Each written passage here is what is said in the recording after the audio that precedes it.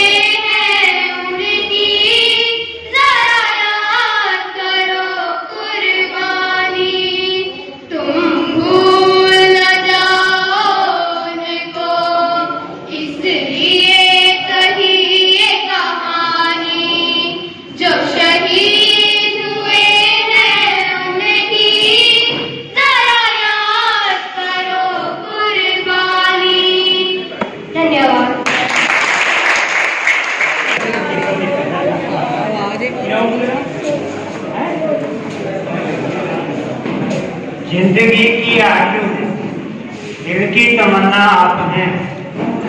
जिंदगी की आरज़ू दिल की तमन्ना आप हैं। मेरी दुनिया आपने है, मेरी दुनिया आप हैं। मैं किसी आसन पर सर झुका सकता नहीं, मैं किसी आसन पर सर झुका सकता नहीं। मुझको यह मालूम है मेरे मसीहा।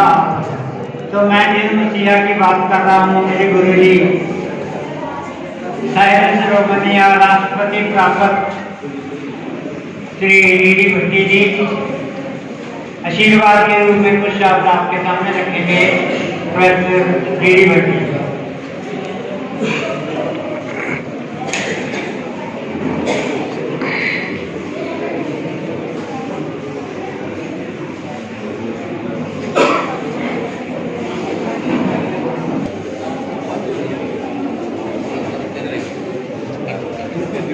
आदरणीय जगजीत सिंह जी मुंडे वो इस समय किसी कार्यवश चले गए हैं, लेकिन वो इस सभा के प्रधान थे और अक्सर वो इस सभा में प्रधान का अध्यक्षता करने के लिए पधारते हैं।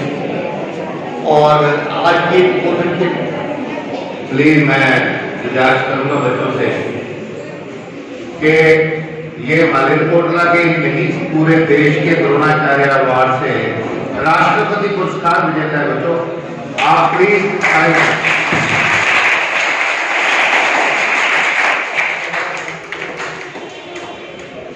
और आज विशेष उद्बोधन के लिए पधारे डॉक्टर वीरेंद्र मोहन जी और मंच के ऊपर आसीन और सामने मेरे बच्चे और बच्चों के अभिभावक और बच्चों के अध्यापक और हिंदी के भी सज्जनों और देखिए, आज हम उस मालिरकोटला के उस महापुरुष के स्मृति में उनकी श्रद्धांजलि के लिए ये हिंदी दिवस मना रहे हैं। हिंदी दिवस तो थोड़ा पीछे रह गया, लेकिन क्योंकि स्कूलों में छुट्टियाँ होती हैं या स्कूलों में इम्तहान होते हैं, इसलिए हम एग्जैक्टली उस समय ये प्रोग्राम नहीं कर सकते जब ये हिंदी दिवस होता है। तो हम तो इसको कहेंगे कि हिंदी त्रैमासिक है कर रहा, तो हिंदी का अखबारा भी होता है, हिंदी का मासिक भी होता है और हिंदी का त्रैमासिक भी होता है। तो ये हम तो ये हिंदी का त्रैमासिक बना रहे हैं और इस त्रैमासिक की जो विशेष रूप से जो इसकी तारीख के स्मृति में वो डॉक्टर स्वर्गीय प्रोफेसर डॉक्टर सुखदेव सिंह उनकी स्मृति में ये दिवस समर्पित है। उन्होंने आज की कल्पना करें कि आज से लगभग 70-80 साल पहले इस संस्था की स्थापना की और उनमें कितना उत्साह था, कितना हिंदी के प्रति प्रेम था और कितना उन्होंने इसके लिए परिश्रम किया, ये आप संभवतः कल्पना नहीं कर सकते। मैंने उनको देखा, उनके साथ आगे जीवन का एक भाग बताया। वो हिंदी के प्रोफेसर तो थे और भी थे, हिंदी के प्रोफेसर तो और भी थे, अपनी हैं, लेकिन हिंदी के लिए उनके मन में जो तड़प थी, हिंदी के लिए जो उनके मन में एक प्रकार की साधना थी, उस साधना से विभूत होकर उन्होंने इस संस्था की स्थापना की और वो सबसे अग्रणी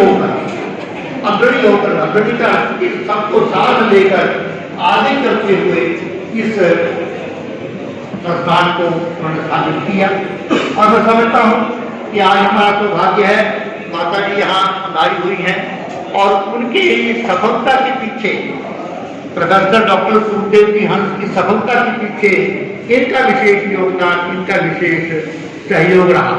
उन्होंने जितना समय समाज के लिए, हिंदी साहित्य के लिए, कॉलेज के लिए और हिंदी संस्थान के लिए दिया, उसके पीछे जो शक्ति थी, जो ऊर्जा थी, जो उसके पीछे ज्योति थी, और वो माता जी हैं, आज हमारी पधारी हैं। हमें बहुत प्रसन्नता है, इनका हार्दिक अभिनंदन करते हैं, स्वागत करते हैं और हमें बहुत प्रसन्नता है कि भगवान को दे और हमें ये एक प्रकार से ऊर्जा और एक प्रकार से सहयोग और एक प्रकार से ज्योति शक्ति हमें मिलती रहे इनके जीवन से, क्योंकि इन्होंने प्रोफेसर साहब के पीछे रहकर उनको बिल्कुल घर के कामों से फारिग कर दिया था। इस प्रकार से सारा गृहस्थी का लालन पालन इनके हाथों में था और उन्होंने सारा जीवन अपना हिंदी साहित्य के लिए, हिंदी भाषा के लिए और समाज सेवा के लिए अर्पित किया। इसीलिए आज हम उनको स्मरण कर रहे हैं। बहुत से प्रोफेसर हुए हैं इस कॉलेज में और आसपास और बहुत से होंगे, लेकिन उनकी जो स्थिति थी, जो उनका स्थान था समाज में, वो उस स्थान को कोई प्राप्त नहीं कर सकता, उस स्थान को कोई छू नहीं सकता। वो इतने आगे बढ़ गए थे समाज सेवा के लिए और हिंदी भाषा के कह लीजिए सेवा के लिए कि जिनका कोई मुकाबला नहीं कर सकता। तो आज मुझे बड़ी प्रसन्नता है।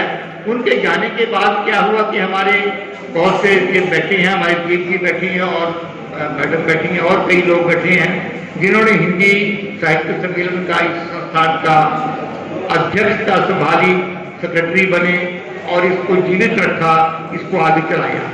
लेकिन अवस्था के अनुसार ये होता है कि हम लोग बूढ़े हो गए हैं और भगवान पता नहीं कब याद कर ले। तो मेरे मन में ये था कि ये संस्थान चलता रहे और इस संस्थान में किसी प्रकार की कमी ना आए। जिस ज्योति के, जिस ऊर्जा के साथ स्थापना की गई थी, वो ऊर्जा और वो ज्योति हम सबको मिलती रहे, इस संभावना और इस आशा के साथ मैंने इनके परिवार को निवेदन किया। पर विशेष रूप से धर्मादेव जी और राम के जी को और माता जी को इनसे कहा कि आप संभालिए, क्योंकि ये पौधा आपके ही करीब के भरत साहब ने लगवाया था, आपके पिताजी ने लगाया था, और इस पौधे को मुरझाने नहीं देना। मेरा कोई पता नहीं मैं तो कब चला जाऊं, कोई मेरे साथी बहुत चले गए, तो मेरी प्रार्थना को इन्होंने स्वीकार किया और इन्होंने अपने हाथ में इसका संचालन ले लिया है।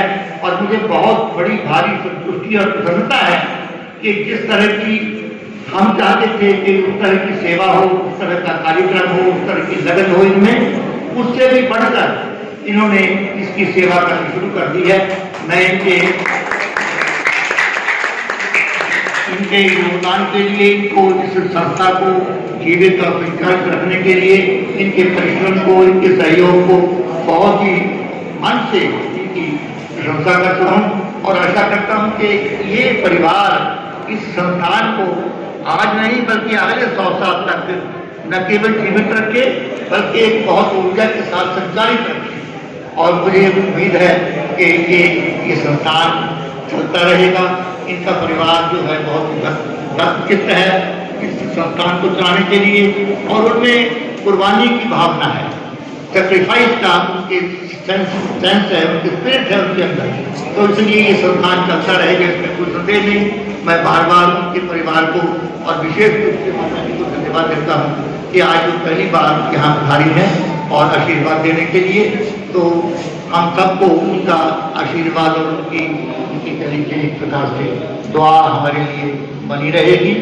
और दूसरी बात ये कि हिंदी भाषा एक ऐसी भाषा है जिसके जो बाकी भाषाओं की जननी कहूँ तो लोग बुरा मानते हैं, जननी कहूँ तो लोग बुरा मानते हैं।